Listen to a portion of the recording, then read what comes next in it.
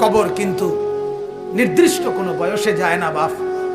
প্রতিদিন কোলের বাচ্চাও কবরে যায়, 90 বছরের বুড়াও কবরে যায়, 16 বছরের 20 বছরের তাগড়া জওয়ানও কবরে যায়। কবরস্থানে সব ধরনের লাশ আছে। এজন্য কবর ডেকে বলে, ও আল্লাহর বান্দা, আমি পোকামাকড়ের ঘর। সেই ব্যক্তি যে একটা মশারি ছাড়া, একটা সামান্য মশার কামড় সহ্য করতে পারো না, একটা মশা কানের কাছ দিয়ে গেলে তোমার ঘুম ভাঙ্গা যায়, মশারি টাঙ্গাও, কয়েল জ্বালাও, অ্যারোসল লাগাও, এত কিছু করে তুমি মশার একটা আওয়াজ থেকে, কামড় থেকে বাঁচতে চাও। হায় আল্লাহর বান্দা, তো বছরের পর বছর, শত শত বছর কবরের মধ্যে এই পোকামাকড়ের ঘরে কেমনে থাকবে?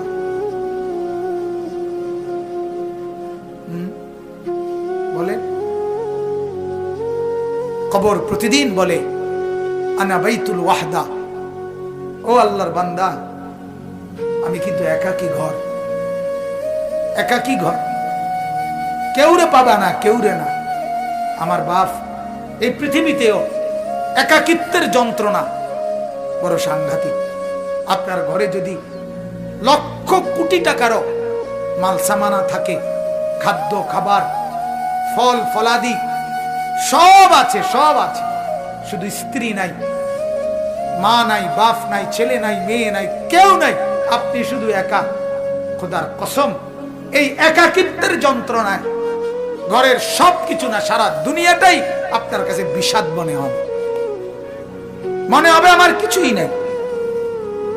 গত বছর আপনারা অনেকে শুনছেন হয়তো, এক ভদ্রলোক, ঢাকার শিল্পপতি, কোটি কোটি টাকার মালিক, গার্মেন্টস মেল ফ্যাক্টরির মালিক, ওই ভদ্রলোক একাকিত্বের কারণে, স্ত্রী নাই, ছেলে নাই, মেয়ে নাই, বিবিও দূরে সরে গেছে, ইউরোপ থাকে, ছেলেও থাকে বাহিরে, মেয়েও থাকে বাহিরে, একটা লোক নাই ফ্যামিলিতে। শুধুমাত্র এই একাকিত্বের কারণে এরকম মোবাইলে লাইভে সারা পৃথিবীকে জানাইয়া, সবার সামনে, সারা বিশ্বের চোখের সামনে এরকম কপালের মধ্যে পিস্তল ঠেকাইয়া নিজের জীবন নিজে দিয়ে দিছে, আত্মহত্যা করছে শুধু একাকিত্বের যন্ত্র।